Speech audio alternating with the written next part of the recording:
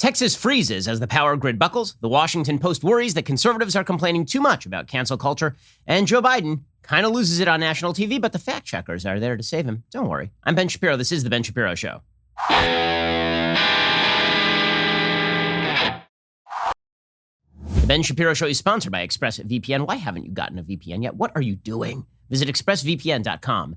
We're going to get to all the news in just one moment. First, let me remind you, silver is trending right now, and Birch Gold. Our friends at Birch Gold, they sell both gold and silver. Here's the thing. We are now at the mercy of one-party control. That means a giant tax and spend agenda. I mean, this is what Joe Biden has promised. It's what the Democrats are eager to implement. I don't need to get into the social ramifications, but fiscally, you can expect compounded growth of the national debt, a systematic devaluation of the U.S. dollar. You know who's worrying about that? Larry Summers, like Clinton's Treasury Secretary. There really is one question. Why are you not diversifying to make sure that you have protected your savings and your retirement? You need to talk to my friends over at Birch Gold Group. Birch Gold Group. They'll help you diversify a portion of your savings in IRA or eligible 401k into an IRA backed by gold and silver. They're the premier precious metals IRA company in America. They've got an A+ Better Business Bureau rating, countless 5-star reviews, thousands of satisfied customers. There's a tidal wave of inflation. It will come sooner or later. Gold is your hedge. Text BEN to 474747 for your free information kit on precious metals IRA or to speak with a Birch Gold representative today. Time is running out. You can protect your savings right now. Text BEN to 474747. Talk to my friends over at Birch Gold. Again, text my name BEN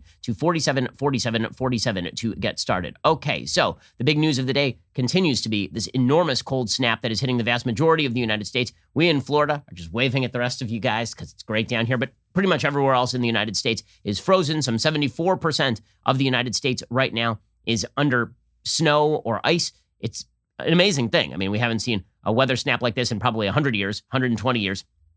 Well, the Texas grid basically failed yesterday. It required rolling blackouts. Now, I've seen a lot of people in California chortling at this.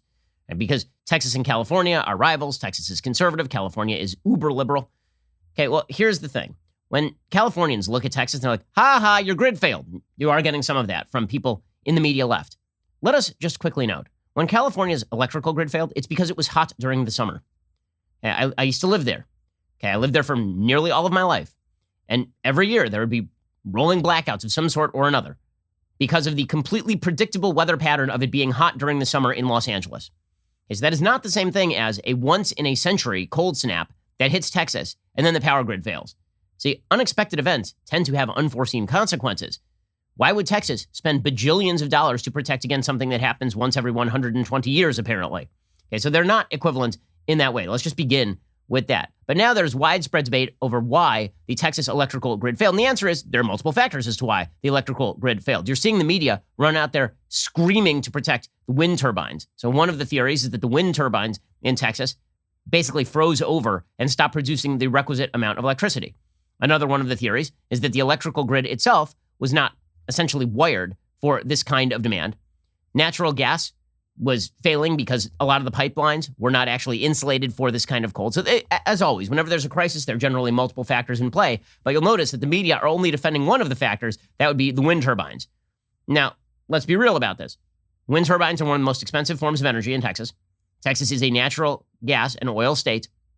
And so the case that many conservatives are making today is, what if we had invested more in, the more efficient form of energy and less in the wind turbines? Would that have given us enough capacity to overcome the shortages created by the cold snap? And the answer is maybe yeah. So here's what the Washington Post has to say. This is according to Will England, writing for the Washington Post. When it gets really cold, it can be hard to produce electricity, as customers in Texas and neighboring states are finding out. But it's not impossible. Operators in Alaska, Canada, Maine, Norway, and Siberia do it all the time.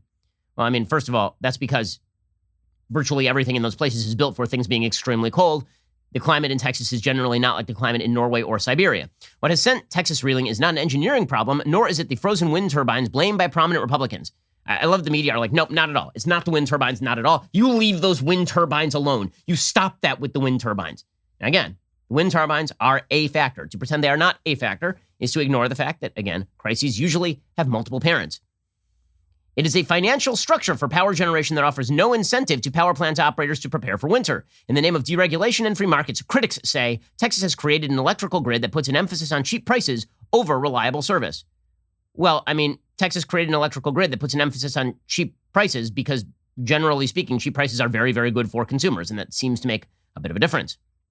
But The Washington Post take here is that it's deregulation that created all of this because the highly regulated power grid in California has been such a wild, massive success. So it's not the wind turbines, according to the Washington Post. It's the deregulation of the electrical grid system. As though the government would have solved this sort of thing just right away. That's what the government is great at, solving crises.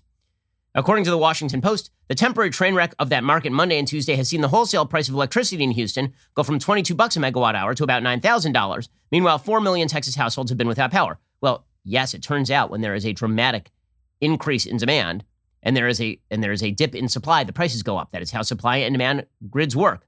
One utility company, Griddy, which sells power at wholesale rates to retail customers without locking in a price in advance, told its patrons Tuesday to find another provider before they get socked with tremendous bills. Which, by the way, I mean, should be noted, if these were just capitalist greedy pigs, they'd be like, yeah, keep on ordering those $9,000 a megawatt hour bills. Please keep doing that. The widespread failure in Texas and to a lesser extent Oklahoma and Louisiana shines a light on what some see as the derelict state of America's power infrastructure, a mirror reflection of the chaos that struck California last summer. So the entire case from the Washington Post, of course, is that the grid's failures are due to privatization.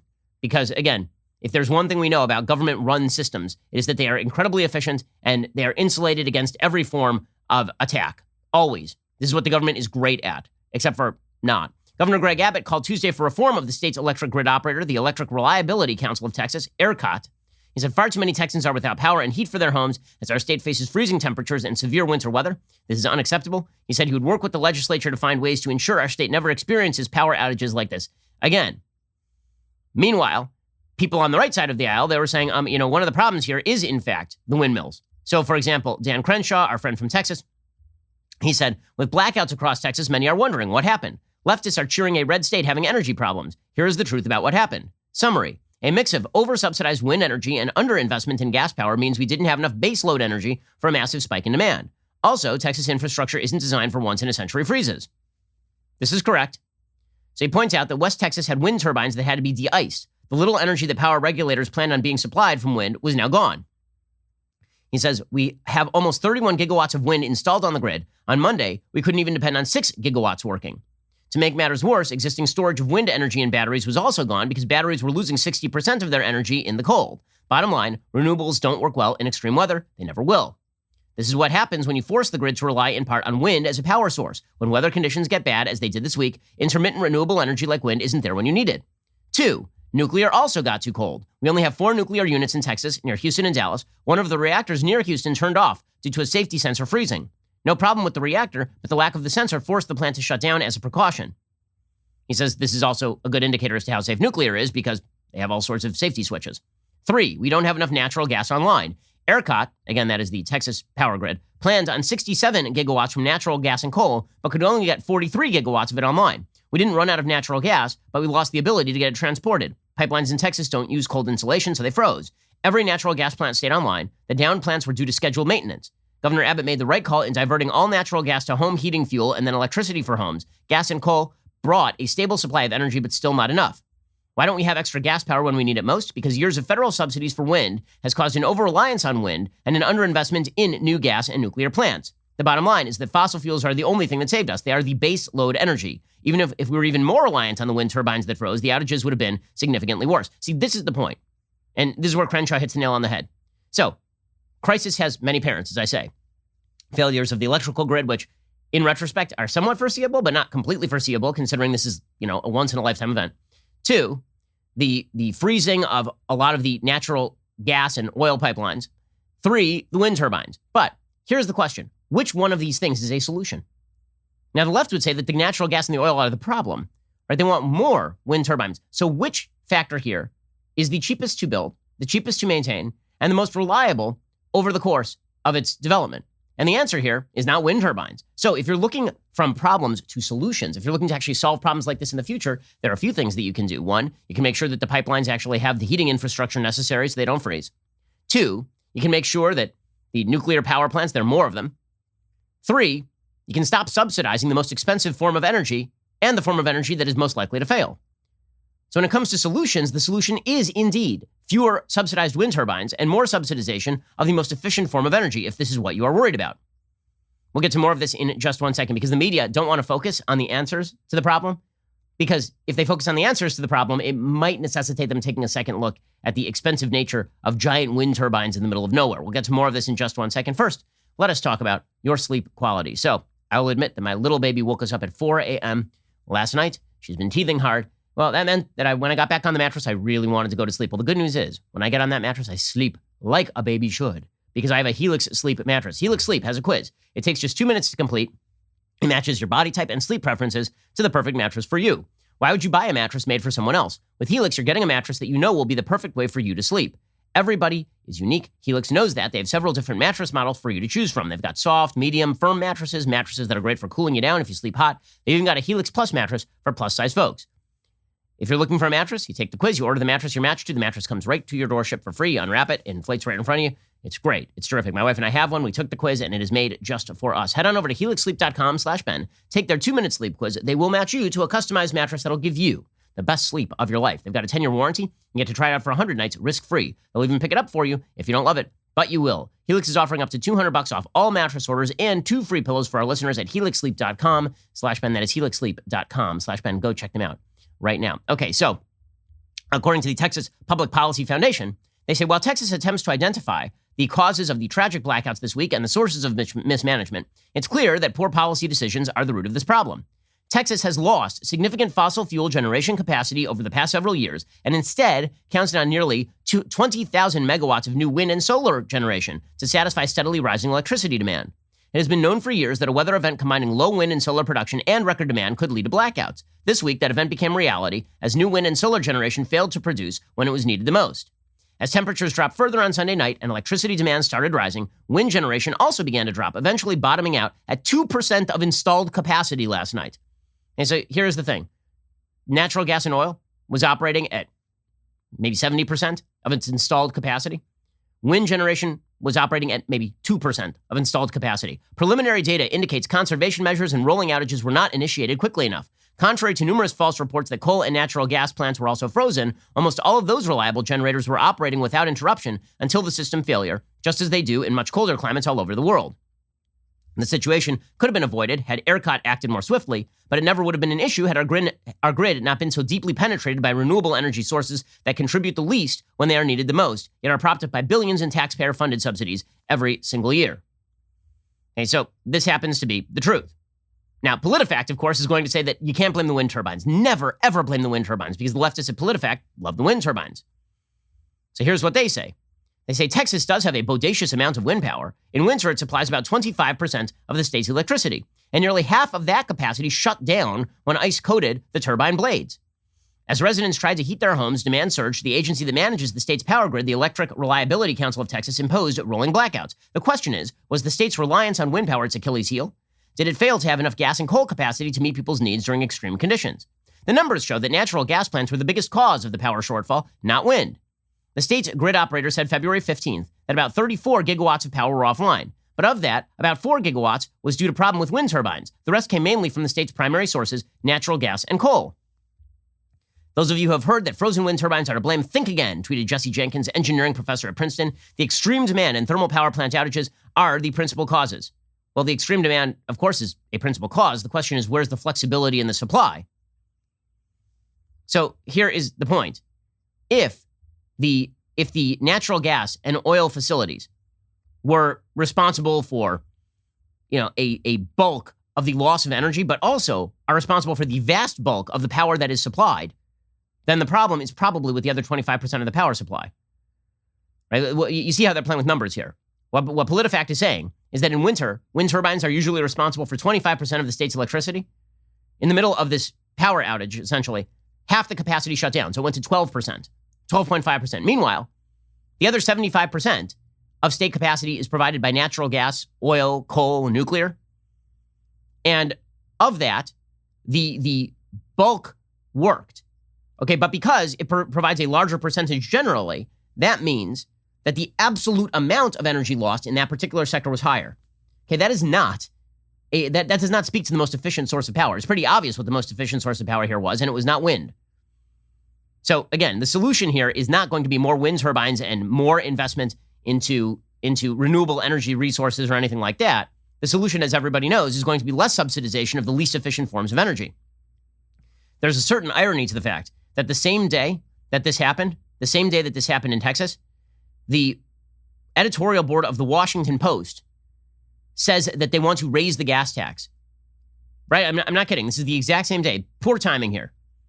Because they want electrical vehicles to take over the road. The only way to make electrical vehicles competitive in the American market is to raise the gas tax and artificially boost the price of carbon-based energy sources. So, I mean, the same people who say that they want to blame natural gas and oil and coal and nuclear and all the other forms of energy that are the most efficient forms of energy, all those same people are saying, what if we took those forms of energy and made them more expensive? And they brought out this editorial on the same day that Texas was frozen over and people were dying in their homes because they literally didn't have heat. Well done. You can see how the environmental left is really doing yeoman's work over here. Because, unfortunately, environmentalism, sometimes a great idea, sometimes it has some pretty significant costs. And those costs make themselves most apparent in crisis times when the least reliable form of energy is relied upon too much. And that is one of the many things that happened here, but it is also the easiest one to fix and the one that people on the left are desperate not to have fixed at any point in the near future. Alrighty, in just a second, we are going to get to Joe Biden doing a town hall on CNN, which essentially meant that they did a propaganda hour for CNN. We'll get to the fact checkers, and their fact checking is really incredible. We'll get to that in just one moment. First, let's talk about a great new podcast. Raised in a trailer park with no clear path to success, kicked out of high school multiple times, faced with becoming a father in his teens, Jason Waller is the definition of a true underdog. After hearing the words no or you can't too many times, he unleashed the power within to start 3 successful companies, with his most recent venture, Power Home Solar, skyrocketing on a path to become a billion-dollar enterprise. You can join as Waller, a 4-time Entrepreneur of the Year winner, shares motivational tips and inspiring stories and business-building lessons from the ground up. He shares his life experiences and that of his high-profile guests to help others better themselves. As Waller will tell you, there's no elevator to success. The climb only happens one step at a time. Let every true underdog podcast be that step that elevates you. Scared money doesn't make money. Learn about failure, learn about entrepreneurship, learn about never quitting or making excuses. It's about risk-taking. It's about thinking smart. It's about real, raw, and motivational. When you listen to stories like this, it makes you want to be a better business person. It makes you want to go out there and forge a new path. Check out True Underdog Podcast at trueunderdog.com or anywhere you get your podcast. Again, that is trueunderdog.com or anywhere you get your podcast. Okay, so meanwhile, Joe Biden being given the kid glove treatment by the media, I have to say that if you are in the center, on the right, anybody who actually wants an honest accounting from the media right now, you're not going to get it. There's a certain amount of gaslighting that's happening. You can feel it churning your gut. Okay, and what it is that Joe Biden and the Biden administration will say things that are overtly false. They'll just say things that are not true. And the media, instead of being the sort of bulldog media counting every single Trump lie, instead of that, you get the media spinning on behalf of Joe Biden while declaring itself objective. And it is maddening. It is absolutely cringeworthy. And this is the same media that when Donald Trump would say something like, I have tremendous African-American support, they'd be like, that is a lie. That is a lie that he has tremendous African-American support. Okay, there is no way to gauge whether that is a lie because it's an opinion. It depends on your definition of tremendous, obviously. Okay, but they would count that as like an overt lie. Meanwhile, Joe Biden will say things that are overtly untrue, like factually on their face, baldly untrue. And members of the media will immediately spin it away because they understand their job, and their job is to be the propaganda outlets for Joe Biden. Because we must never, under any circumstances, tell the truth about Joe Biden unless people figure out that the man is a doddering, elderly, far-left facade, and that he really is not running his own administration. Right? We should never think about the stuff he's doing. We should just treat him as like, a charming old dude who likes to play Luigi in Mario Kart. That's really where we should put our focus. Okay, so last night, Joe Biden did one of these town hall events. And it is weird that we now exist in a world where the soft bigotry of low expectations for our politicians is so obvious. Right? For Donald Trump, there was some of this, right? Every time he would give a speech from teleprompter, he'd be like, that was amazing. And it's like, well, yeah, because he was reading from teleprompter. With Joe Biden, you get the same thing. It's like, oh my God, he strung together half a sentence? That's unbelievable. Look at the old man go. That's unbelievable. Right? There was a lot of this last night. Look at this incredible performance. He was having trouble stringing together coherent thoughts. But we're supposed to pretend that he is utterly with it. He's just as with it as he was back in the 80s when he was barely with it anyway. So the media's treatment of this stuff is pretty amazing. So here is, so Joe Biden had a lot of things to say. A lot of things to say. Perhaps the most weird portion of this town hall is when he was talking about China policy. So he was asked specifically by the moderator about the fact that China had been engaging in a genocide against Uyghur Muslims. And his answer was not only nonsensical, it was basically propaganda talking points on behalf of the Chinese government. And the media immediately shifted and swiveled into full-scale Joe Biden defense mode. Here was Joe Biden talking about his conversation with Xi Jinping, the dictator of China, about the Chinese genocide against Uyghur Muslims. I don't know what he thinks he is saying here, but it's not good. And so the idea, I'm not going to speak out against what he's doing in Hong Kong, what he's doing with the Uyghurs in western mountains of China, and Taiwan trying to end the one China policy by making it forceful. I said, and by the he said he gets it. Culturally, there are different norms at each country, and their leaders are expected to follow. What? Okay, so what he actually was saying at the end there is so crazy. Right? That's crazy. He's saying, he gets it that I have to criticize him because we have cultural norms against genocide here in the West.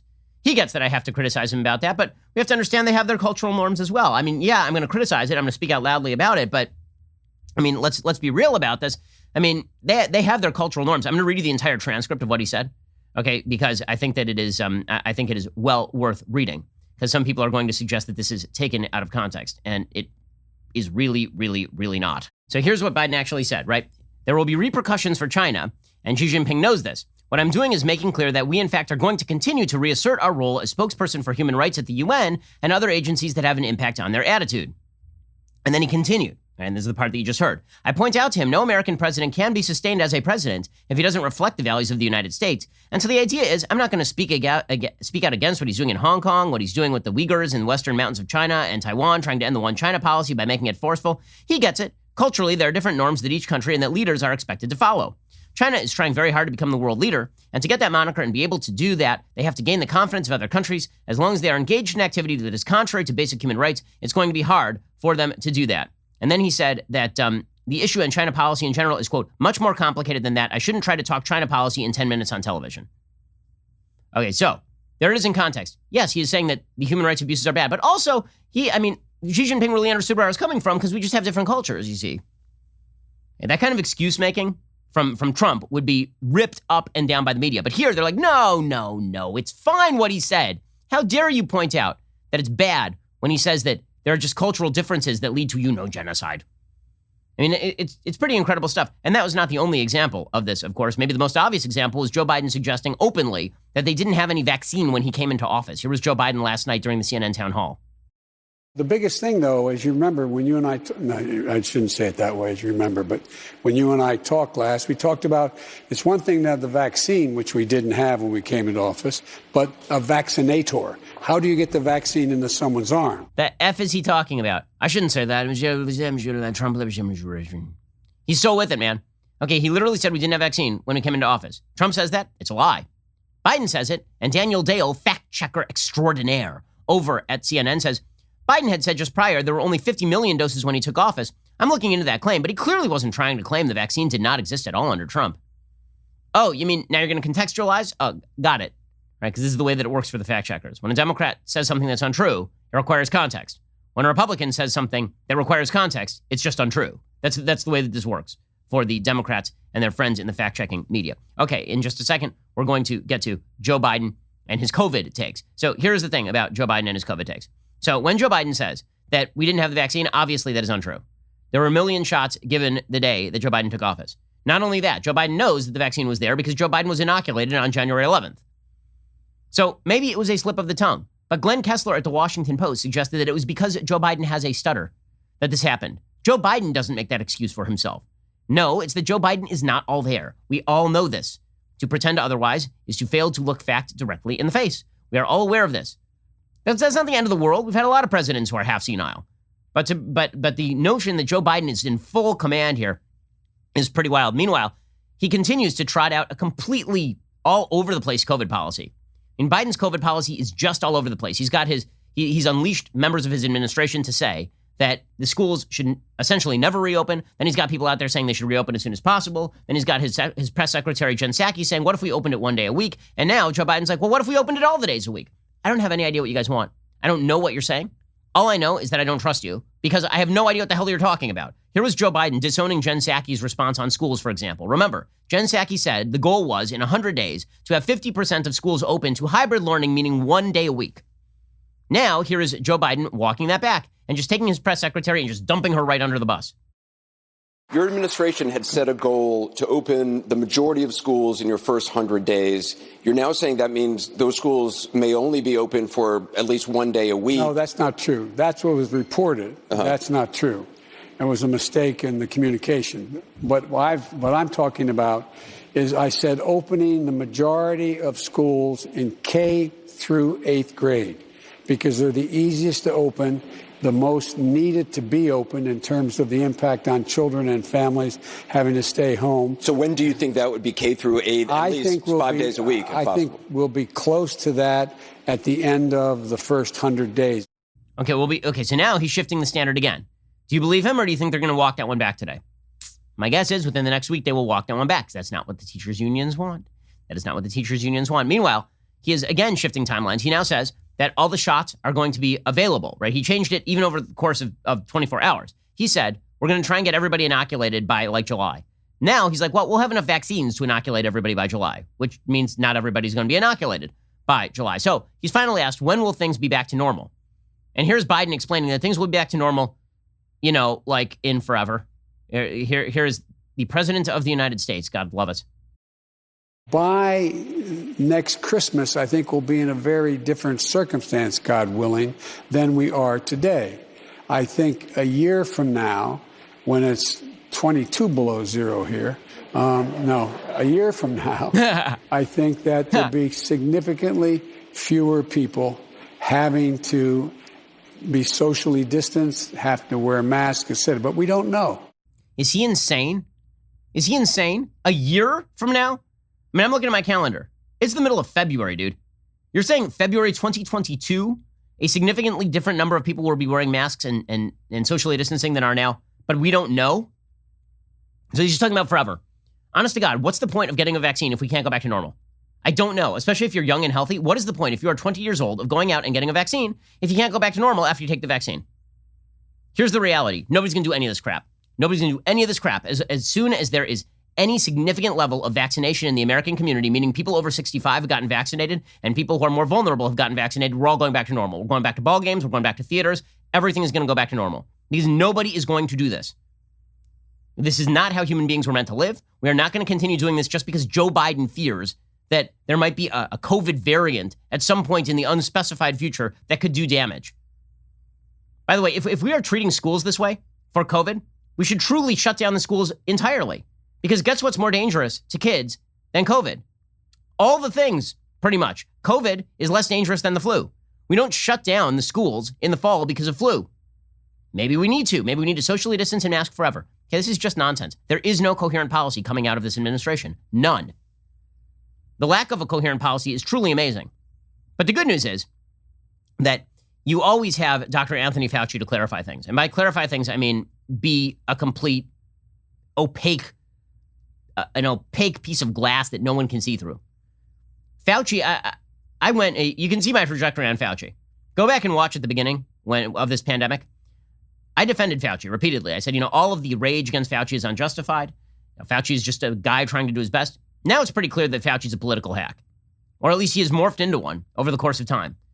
Here's a perfect example. So Dr. Anthony Fauci, the COVID clarifier, the man who speaks truth to power, right? He was just given a $1 million prize for quote unquote speaking truth to power, the highest paid man in the federal government, Anthony Fauci. So he was asked about Andrew Cuomo lying about nursing home numbers. Remember, he had said that Andrew Cuomo was essentially a model governor. Fauci said earlier this year that Andrew Cuomo was doing exactly all the right things in New York and we should follow the lead of Andrew Cuomo. Then he was asked, Andrew Cuomo lied about the number of people who died in nursing homes and were infected in nursing homes. So, got any comment, Dr. Fauci? And all of a sudden, Fauci, who can't shut up about Donald Trump, is like, I have nothing to say about Andrew Cuomo. I don't know. Fauci, here he is. He's argued that his state was following federal guidelines when he ordered those long-term care facilities to accept patients returning from hospitals. I wonder, can you clear that up? Was he actually following federal guidelines to do that? Jim, I can't. I mean, I'm sorry. I'm honestly not trying to evade your question, but I'm not really sure of all the details of that. And I think if I make a statement, it's probably could either be incorrect or taken out of context. So I prefer not to comment on that. Well, I mean, wouldn't that be nice if he had refused to comment on many things over the course of the last year? as opposed to taking 8 different positions on masks and 37 different positions on school reopenings. But don't worry. You know what he will comment on? Anthony Fauci will come out and he will defend Kamala Harris for overtly lying. Kamala Harris said that there was no vaccine plan when she came into office. It's not true. So here was Anthony Fauci defending Kamala Harris's lie because he knows where his bread is buttered at this point. He knows that the right doesn't like him very much and that the left loves him. You got to keep that credibility flowing there, Dr. Fauci. Here he was defending Kamala Harris, the apolitical scientist, Dr. Anthony Fauci. What I think the vice president is referring to is that the actual plan of getting the vaccine doses into people's arms was really rather vague. I mean, it was not a well-coordinated plan. Getting the vaccines made, getting them shipped through Operation Warp Speed was okay. But I believe what the vice president is referring to is what is the process of actually getting these doses into people? Oh, weird, because if you actually take a look at the tranching out of doses, what you will see is that, number one, states are the ones making those decisions. Number two, you can see what the line looks like in terms of the number of vaccines that have been tranched out, and it looks like a direct straight line. Starting at the beginning of January, there was no dramatic exponential uptick under Joe Biden. It is just a continuation of the exact same line, which means that Biden has been using the same plan. Okay, but Dr. Anthony Fauci, super apolitical, and the media will defend these folks. They'll defend them until the end of time. They can lie to you. They can say things that are untrue. They can spin, and they will be defended under all circumstances. Which is why Jen Psaki, the White House press secretary, can get out there and just say ridiculous things on a regular basis to the wild cheers of the media. We're going to get to Jen Psaki, the most transparent and wonderful of all members of the White House press corps, in just 1 second. First, let us talk about that magnificent beard that you are growing. I know it's wintertime, and a lot of you, my friends, are growing a magnificent, magnificent facial mane. Believe it or not, there are some big celebrations taking place this time of year, especially over at Beard Supply. That's because it is February.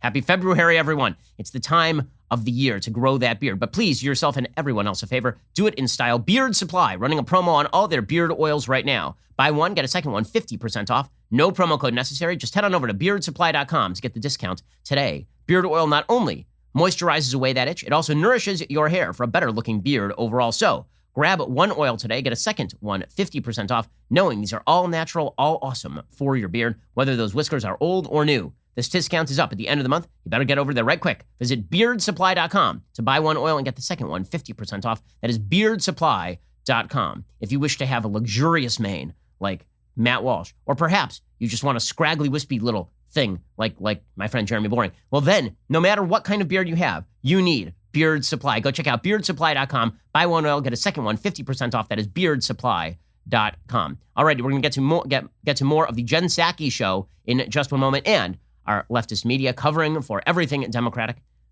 And we have a lot more coming up. But reminder, remember actress Gina Carano was canceled by Disney Plus and Lucasfilm for the great sin of being conservative. And that would have been the end of the story normally. But we here at Daily Wire, we are dedicated to fighting back against this sort of cancel culture nonsense. And that is why we are now working with Gina Carano to produce and develop a film for her. The Daily Wire rejects cancel culture and everything it stands for. We are prepared to fight back against the authoritarian woke left, which is why we announced a movie deal with Gina. She's developing, producing, starring in an upcoming film that will be released exclusively to Daily Wire members. We've all said it. Conservatives need to do more than just complain and critique the culture. We need to compete in the culture, give you an alternative. That's what we are attempting to do here right now. That's why we're so excited to be announcing our new partnership with Gina. We have a lot more entertainment content coming for you as well. Here's the thing. We need your help because this stuff is expensive to produce. Disney Plus has $8 billion to spend every single year. We've got you, so we need your help. And last night we did an all-access live. By the way, you get that when you become an all-access member. You get to hang out with me at night. And I got to tell you, the number of people who were enthusiastic about this stuff, the number of people who had joined up just because they wanted to help out Gina, people get it. And I think you get it too. You get that if you want to be part of the fight, the best way to be part of the fight is to contribute. And really, that's what I'm asking you to do. Head on over to dailywire.com/subscribe. Use code GINA. That's GINA. You get 25% off your membership today. Okay, also, one of the things you're going to be able to do is ask us questions for the all-access members. We have a State of the Union backstage. It is coming up next week. If Joe Biden can make it through without falling asleep, then we will definitely do our best to do the same. If you want to watch that State of the Union backstage, that is coming up next week, so stay tuned for that. And if you want to ask us questions, then you should become an all-access member so you can really participate in the fun. You're listening to the largest, fastest-growing conservative podcast and radio show in the nation.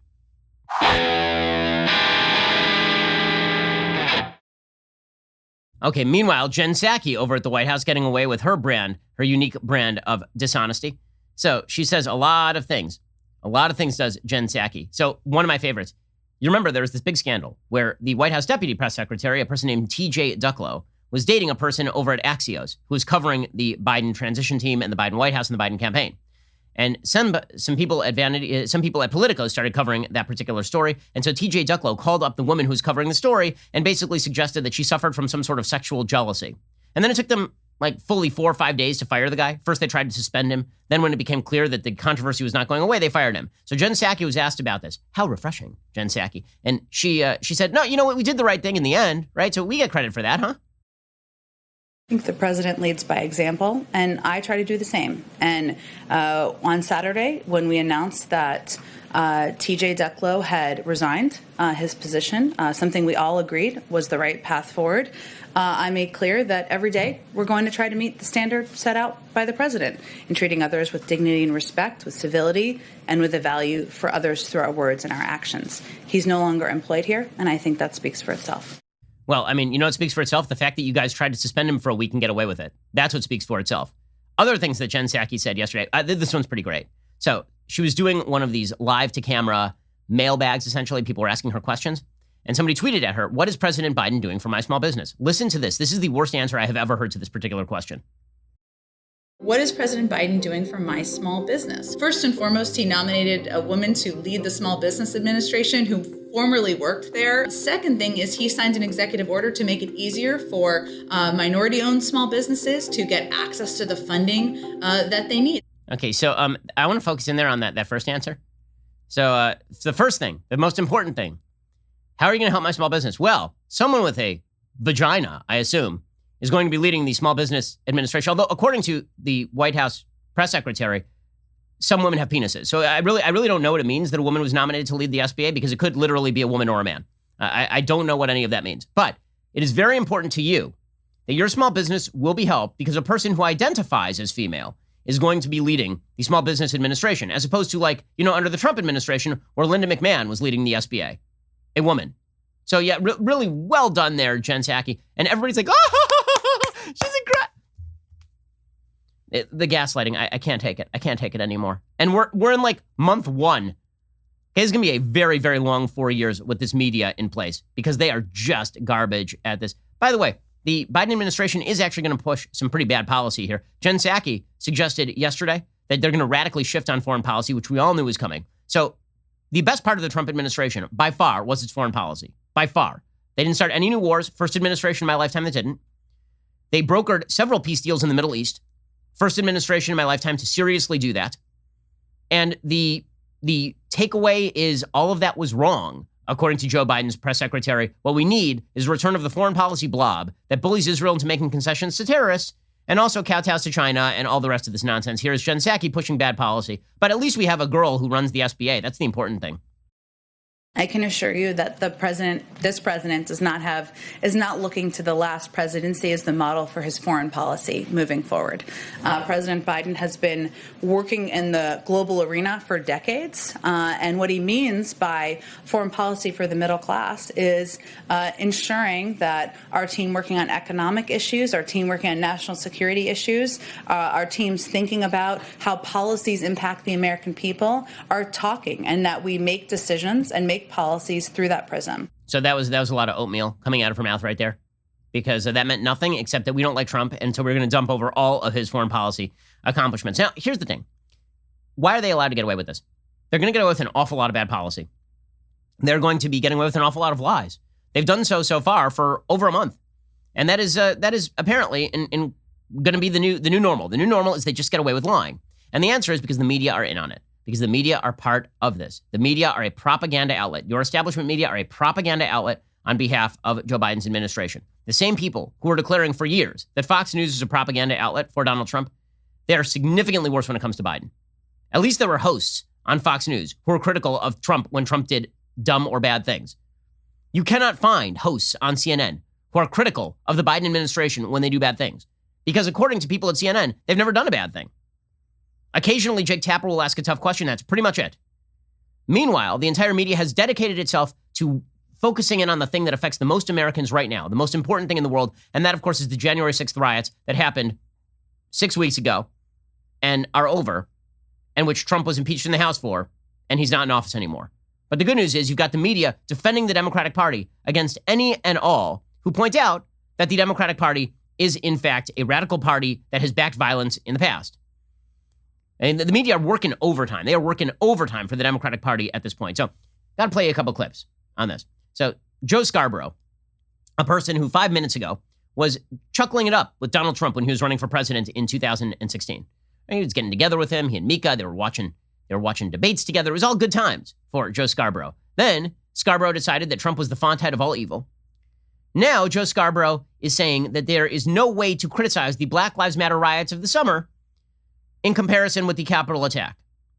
The level of elitism that is implicit in this commentary is pretty astonishing.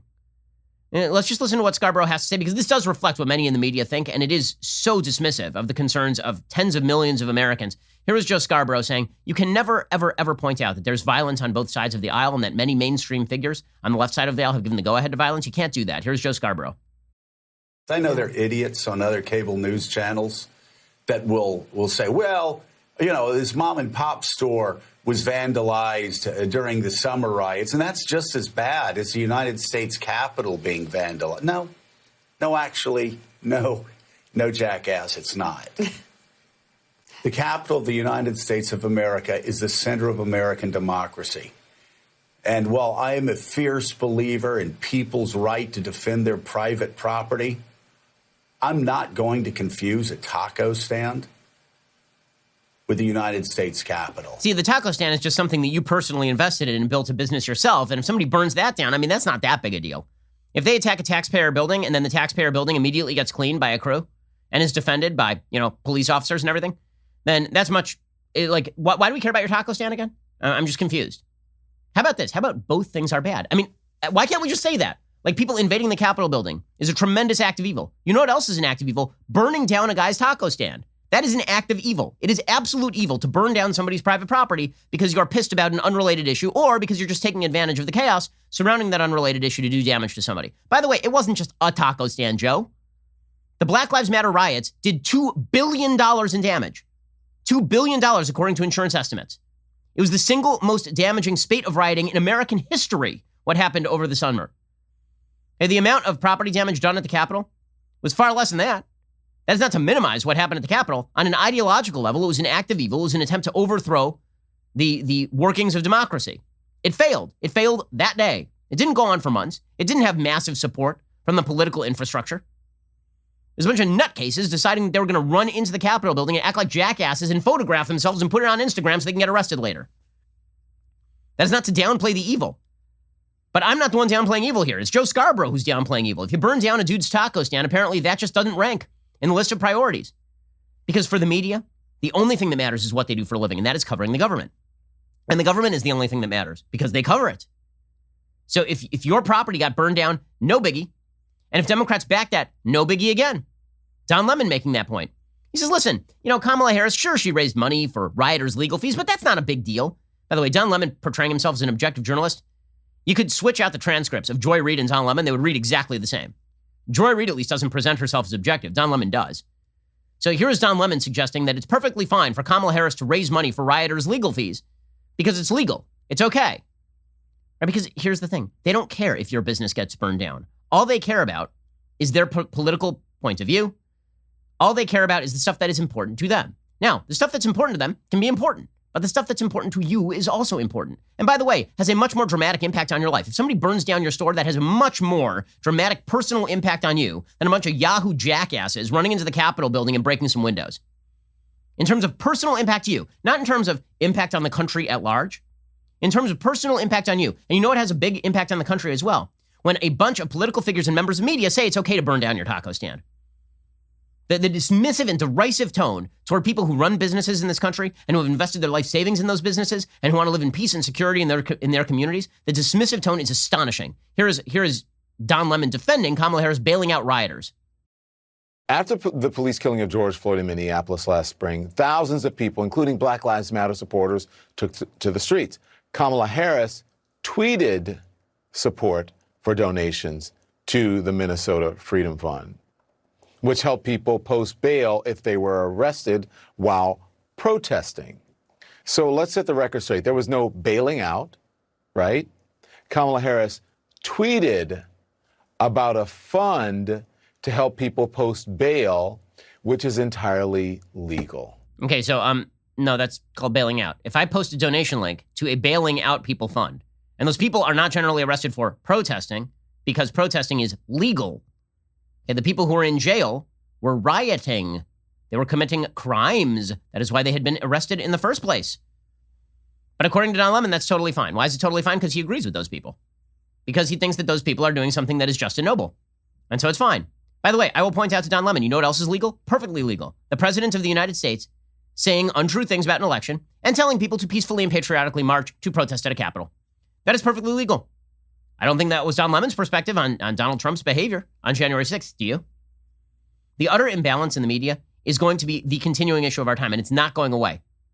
You want to talk about the fact that we live in two different universes when it comes to the facts? It's because there's an entire industry that is dedicated to lying, okay, to telling a narrative that is different from the facts and defending people who agree with that narrative.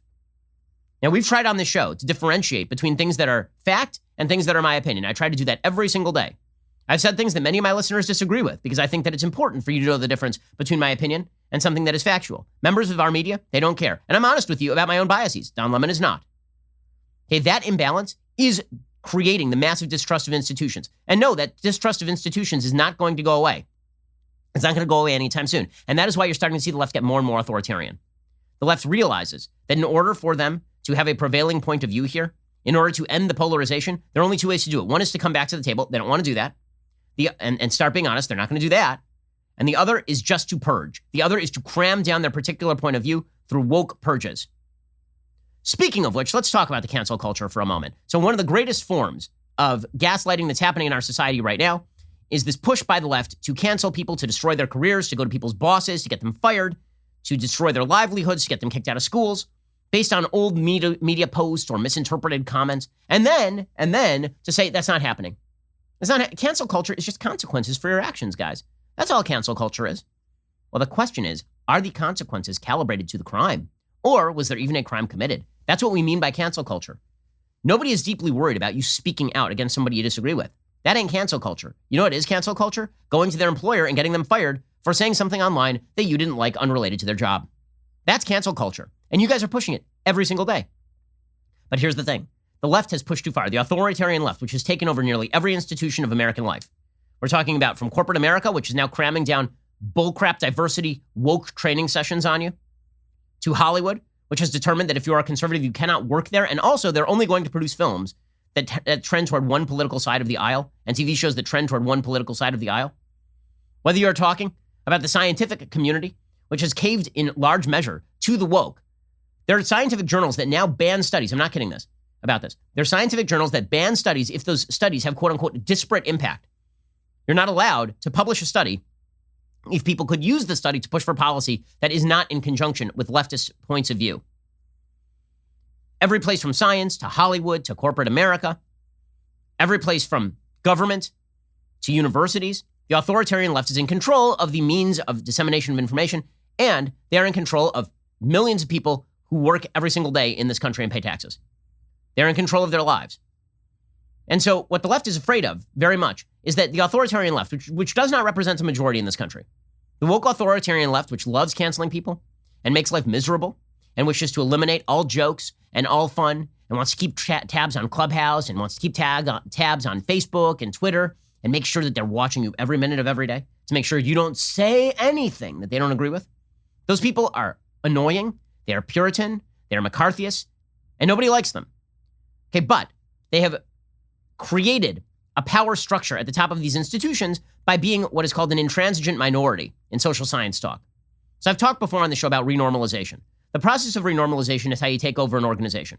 So if you want to take over an organization, it does not require you to have a majority of the stock in a corporation to take over the corporation from the inside, for example. All it requires is about 20% of people to agree that they are not going to go along with an agenda item, and the other 80% of people to be kind of wishy-washy about it or silenced. That's all it requires. Renormalization is pretty easy to make happen. The example that I've used before is an example that is taken from Nicholas Nassim Taleb, which is the example of a vegan daughter in a meat-eating home. Right? The vegan daughter says to mom, listen, you guys can make whatever meal you want. I'm only eating vegan tonight. Now mom has two choices. She can either make two meals, one for the vegan daughter and one for everybody else, or she can make one meal, a vegan meal for everybody. And so the entire family is now eating vegan. Now that family goes to a street barbecue. And they say, listen, we eat vegan now because of our daughter. We need you to either serve us vegan and serve everybody else barbecue, or everybody can eat vegan. And so the neighbor is only inviting 4 families. They're like, that's a lot of hassle. I'm just going to order out vegan for everybody. Because why waste the extra money? It's too much. Now you've taken one person, and I got 16 or 20 people who are all eating vegan because of this one person. Right? Renormalization is not hard to make happen. Well, in the world of the institutions, this is what the authoritarian left has done. They have said, we are not going to work in the same corporations as you if you do X. Right? If you say X, we're not going to work with you. And we're going to bitch to our bosses. And we're going to threaten lawsuits. And so the bosses, they say, you know what? It's not worth the hassle. Just tell everybody to shut up. Just buy a diversity training manual from Ibram Kendi, and maybe these people will silence and go away. And so all of these institutions are essentially held hostage. Now, here's the problem for the people who are taking over the institutions. Again, they remain a minority within their own institutions. Nobody likes them, but there is no solidarity and cohesiveness to the resistance to this phenomenon. Right? The other 80% of people who don't like this kind of crap, they are not getting together and saying, listen, we're going to fight back against this. So now, we here at the Daily Wire and a lot of people on the right, we're starting to fight back against this. Many of us are saying, you know what? We're not okay with this. And we got to get together and reject this. Do not cave to the cancel culture mob. Do not listen to them. Fight back. Tell your employer that you're not going to work with that guy if he wants to cancel you. Tell him that you and 80% of your colleagues are not going to listen to Robin DiAngelo spew bullcrap to you about how being white is inherently supremacist. And if you do that, you can actually normalize the institutions. You can return them to normal. So here's how the left is fighting that now. They're fighting it with gaslighting. They say, yeah, we understand that we've renormalized the institutions. We understand that we are using authoritarian measures from the top down in order to cram down our particular point of view. But it's all in your head. It's all in your head. Cancel culture is both good, but it's also in your head. So perfect example of this genre today, Philip Bump has a piece at the Washington Post, and he's very, very upset that people on the right are noticing cancel culture. If you notice it, here's the problem. If you notice cancel culture, you fight back against it. And there are enough of us to fight back against cancel culture that they can't succeed. And the authoritarian left lose their foothold of control. So instead, he has to say, no, you guys, you're not being canceled, you see. You're just being faux victims. So here's Philip Bump at the Washington Post today. Quote, one of the best encapsulations of the past few years of politics came from President Donald Trump about a month after he lost his re-election bid last year. Quote, we're all victims, he told an audience at a rally December 5th in Georgia. Everybody here, all these people here tonight, they're all victims, every one of you. Now, he was talking about voter fraud. He said they were victims of voter fraud, which wasn't true. But Bump is going to use this as the jumping off point. Quote, the sentiment was central to Trump's appeal to many Republican voters. In the 2016 election, a sense that white Americans were losing out in modern society was a better predictor of support for Trump than economic disadvantage. Trump voters, more than anyone else, saw racism against whites as a potent problem and were more likely to view whites as victims of discrimination at rates similar to racial and ethnic minorities. Trump promised to make America great again, to wind back the clock to a time before things such as Black Lives Matter, to a time when the distributions of the rewards of American society weren't questioned. You see the reframing here? The reframing here is that if you just want to be treated as an individual, it's really because you're in favor of white supremacy and you don't want the hierarchies of power to be torn down. That's the reframing. Now, all of that entire line of attack is replete in the cancel culture. Right? If I stand up for individual liberty and the meritocracy, it's because I'm secretly a racist and I should be canceled for saying these sorts of things. Folks on the left are not, on the authoritarian left, they are not shy about saying this sort of stuff. Ibram Kendi says it all the time. Philip Bump continues. It's hard to articulate this sentiment explicitly, though, particularly to a group of Americans who are at the same time hyping their profane indifference to feelings and hawking mugs to hold liberal tears. Right? This, of course, is a rip on us. How dare we say that we are not in favor of feelings? It's coded, packaged in other ways, such as the framing offered by Delegate Kirk Cox, Republican of Virginia, a candidate for governor in the state. Quote, there's been so much silencing and shaming because of cancel culture, it's gone too far, he said in an ad released on Twitter. We can't even have a competition of ideas, and for representative democracy to work, you have to have that. The left simply cannot be allowed to ignore other opinions. So I, as governor, will not stand for that. Okay, now, there's nothing wrong with that sentiment.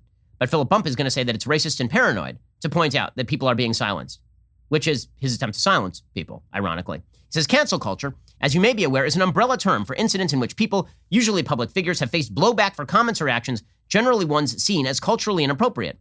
It's a nebulous phrase, your definition may vary, but it centers on the idea that some people have been canceled, exiled from society for their views. Cox obviously sees this as a politically potent position to take, and that we're mentioning it seems to bolster that idea, but so does a poll from the Huffington Post released on Tuesday. Conducted by YouGov, it found that while only half the country was familiar with the term, the vast majority of Republicans familiar with it see cancel culture as somewhat or very serious as a problem. Since a similar poll conducted in September, the percentage of Trump voters familiar with the term who say cancel culture is a very serious problem increased by 14 percentage points. If you're seeking a Republican nomination, amplifying those concerns seems to be warranted. Okay, but this is bad. According to Philip Bump, right? Because cancel culture is a concept predicated on categorizing particular views as verboten, and those views are often ones that overlap with the sense that whites and men are imperiled. This is by no means always true. Some concern about cancel culture also derives from social media bans, but it's often the case, says Philip Bump of the Washington Post, that the concern expressed as part of the backlash to the perceived phenomenon is the same concern that Trump expressed to applause during his first primary Republican debate in August 2015. His obnoxious comments about women were simply a mark that he wouldn't be beholden to a politically correct worldview. And then he talks about why cancel culture is good, right? Because cancel culture is about canceling the people that we don't like. And we like canceling those people. So if you don't go along with that, it's because you have adopted a victimhood mentality, says Philip Bump. He says, concern about cancel culture is an explicit manifestation of victimization by those who see themselves as a focus of questions about accountability and power. The message is that cultural elites, including the media, are trying to silence opposing views. But it's often a convenient claim. None of this is that simple. That, too, is the point. Conflating all criticism into some big brother-esque effort at silencing half the country is a facile approach to the moment, which, of course, is why it's appealing to political actors. Okay, this entire column is basically saying that if you're worried about the cancel culture, it's because you're a white supremacist. Also, stop worrying about the cancel culture. It's amazing. But this is the perspective of the left. This is how they're going to cudgel people into silence. So here's the answer. Don't be cudgeled into silence. Don't apologize. Don't be cudgeled into silence. The left knows this crap works. They know it works. Okay, let me read you a quote from The Hollywood Reporter. This is pretty amazing. So The Hollywood Reporter was reporting about the firing of Mandalorian star Gina Carano, who is now over here with us over at Daily Wire producing and starring in a film. Okay, The Hollywood Reporter has a long piece about why Carano was tossed from Lucasfilm. There's one quote in this piece that is particularly relevant. It is from a crisis PR representative named Judah Engelmeyer. Quote, I don't know what people at Disney personally believe or don't believe with regard to politics, but as a corporate entity, they want to stay as trouble-free as possible. And anything that's going to offend the left is a problem. I have clients who are making an extraordinary effort to post what the social left wants to see. Okay, it's perfectly obvious what's going on here. Right? It's happening in every aspect of our culture. You're not wrong to feel that you are under attack, because you are under attack from all of the institutions that have been hijacked by the authoritarian left and then covered for by the mainstream establishment media that love this kind of stuff because it puts them in the driver's seat in American life. And you can see the extent of this. Right? Bachelor stars are now coming out, is a great example of it. Bachelor stars are now coming out and saying that Chris Harrison must be fired and major changes must be made to address the Bachelor's racism. This is according to Emily Zanotti over at the Daily Wire. If you've missed this story, which we've talked about a few times at this point, this is the most insane cancel culture story of the last few weeks. Okay, it's insane. Chris Harrison didn't even post anything controversial. Chris Harrison is the host of The Bachelor. There is a woman on The Bachelor who, by the way, is competing for the affections of a man who happens to be black. And this woman, several years ago, attended an Old South party in which she dressed up in an Old South dress. This, in and of itself, was deemed racist. Then Harrison said, you know what? I'm not the woke police. And the reality is that we should treat people with some grace and let her explain herself. This was deemed second-degree racist. Right? We now have first-degree racism, which is you did it yourself. And then we have second-degree racism, which is that you said a not racist thing in favor of a person who might or might not have done a racist thing. Right? So we are now second-degree racism. Okay, and so Harrison apologized for having said we might need to show people some grace. By the way, you know who said the same thing? The Bachelor star. He said the same thing, but because he's black, we ignore that. And because Harrison is white, this means that he is covertly a white supremacist. He is being accused of perpetuating racism for speaking out against cancel culture and saying that she should be allowed to explain herself, this particular contestant, rather than face a judge, jury, and executioner on social media. So now, old members of The Bachelor are coming out and saying that they want Harrison axed permanently. Demario Jackson and Jubilee Sharp, two alumni of the Bachelor program, said that Harrison should lose his job. Jubilee shared that during her time on the show, according to TMZ, she noticed that white contestants were treated better by producers. DeMario told the site the franchise needs to make major changes in order to deflect further charges of racism. Jackson said, "It just sucked because, yeah, we had each other, but there was nobody we could really relate to because it was an all-white production, all-white cast, all-white show, which is great, but it's 2021 now." Women who took part in the 25th season of The Bachelor released their own statement, demanding better treatment for Black, Indigenous, people of color contestants without naming Harrison specifically, and denounced the host for defending quote-unquote racist behavior. They said, "We denounce any defense of racism. These experiences are not to be exploited or tokenized." Okay, so our mainstream establishment media, the people who, of course, are standing up for your right to speak freely, people like Don Lemon. So Don Lemon hosts Bachelorette star Rachel Lindsay. Now, recognize, Harrison said this on Rachel Lindsay's podcast, I believe. And Rachel Lindsay got very offended because she is a former contestant. She was the star of The Bachelorette, and she, of course, is Black. So she's on with Don Lemon, and they just spend a segment ripping into Chris Harrison for not being a racist. But don't worry, guys. Cancel culture isn't real. It's all in your head, and you're just thinking that you're victimized because you're a white supremacist. So you should be canceled. But cancel culture isn't real because you're complaining about it because you're a white supremacist, and you should be canceled. But cancel culture isn't real. Here, just keep repeating it over and over until it makes sense. Here is Don Lemon with Rachel Lindsay going after Chris Harrison. By the way, producer Savvy suggests that the play here is going to be that they eventually make Rachel Lindsay the host of The Bachelor, which would be the most perfectly predictable move. I think it's a good call by Savvy. Here is Don Lemon and The Bachelorette star Rachel Lindsay going after Chris Harrison for the great crime of saying that people deserve grace.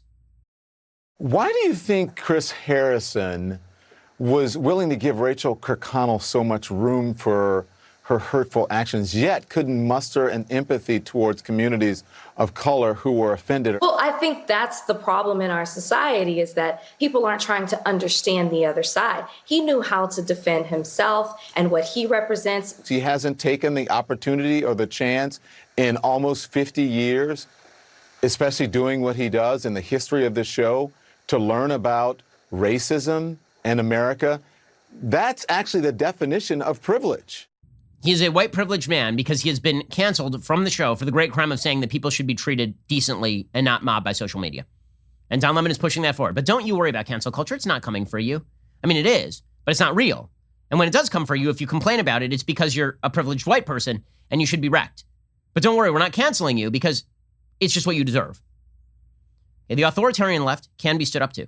The biggest mistake here is that Chris Harrison apologized. He never should have apologized. He should have told them to stick it. He should have told them to stick it. The way that Gina Carano told them to stick it. And more people in Hollywood, in business, we all need to do this together. There needs to be a solidarity among those of us who wish to have open debate and discussion and not buy into a culture that says your life should be ruined because you said something that crosses the priorities of the woke left. But again, the game of the media here is to pretend that you are a bad person for even noticing the bad thing they are doing to you. You are the problem. Well, here's the thing. You're not the problem. They're the problem. And we all need to stand up and fight back against this nonsense.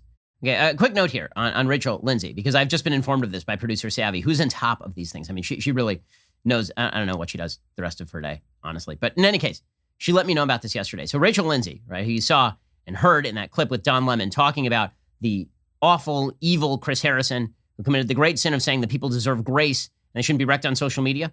Let me just say, if a white person did what Rachel Lindsay did on her Instagram just a few months ago, that person would have been destroyed. Like, their career would be over. Because here's what Rachel Lindsay did a few months ago. Okay, in the middle of the Black Lives Matter protest, she tweeted out a picture of herself in front of, I kid you not, a Cadillac XT6. And here's what she wrote, quote, "We are living in unprecedented times right now. I know we cannot escape our reality, but we do what is necessary to take care of ourselves physically and mentally.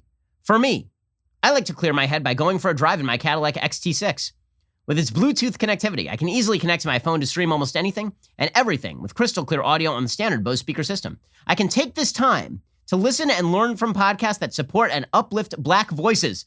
It is so important that we take the time to understand what and why things are happening in our country. What are some of your favorite podcasts that discuss these issues? Share your recommendations in the comments and tell me how you're doing your part to share some good these days. Hashtag ad, hashtag Cadillac community, hashtag Cadillac escapes, hashtag be the good." So there's some privilege happening right here. It ain't Chris Harrison. I think that we can call you privileged if you are literally cutting an ad for Cadillac while talking about uplifting Black voices by listening to podcasts in your brand new Cadillac XT6 with Bluetooth capability on your Bose system. That might be the definition of privilege right there. I mean, like, wow. But don't worry, Don Lemon is not privileged. Rachel Lindsay is not. They're victims. They're victims in American society. And not only are they victims, they have the power to cancel. They've been given the power to cancel despite the fact that they are making presumably millions of dollars a year in the case of Don Lemon. Or Rachel Lindsay, who is literally using Black Lives Matter to cut ads for a Cadillac. Capitalism always wins, number one, is the lesson from this. But number two, it is amazing to see the purveyors of cancel culture determine that they themselves can decide who is privileged and who is not based simply on skin color, while standing in a very expensive outfit with an expensive purse, it looks like, in front of a Cadillac XT6, bragging about how woke you are. Truly amazing stuff there. Alrighty, we'll be back here later today with an additional hour of content. In the meantime, head on over to The Michael Knowles Show. On today's episode, Michael will be talking about how a Philadelphia school honors Black communism and Black power. That episode is available right now. I'm Ben Shapiro. This is The Ben Shapiro Show.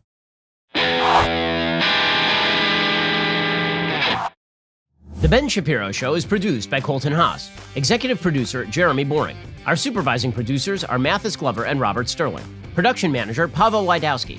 Our associate producers are Rebecca Doyle and Savannah Dominguez. The show is edited by Adam Sayevitz. Audio is mixed by Mike Coromina. Hair and makeup is by Fabiola Cristina. Production assistant, Jessica Kranz. The Ben Shapiro Show is a Daily Wire production. Copyright 2021. Climate alarmists insist that this recent cold spell does not disprove global warming. CNN admits that Joe Biden is sleepy, and a New York City school is calling for the abolition of white people. Check it out on The Michael Knowles Show.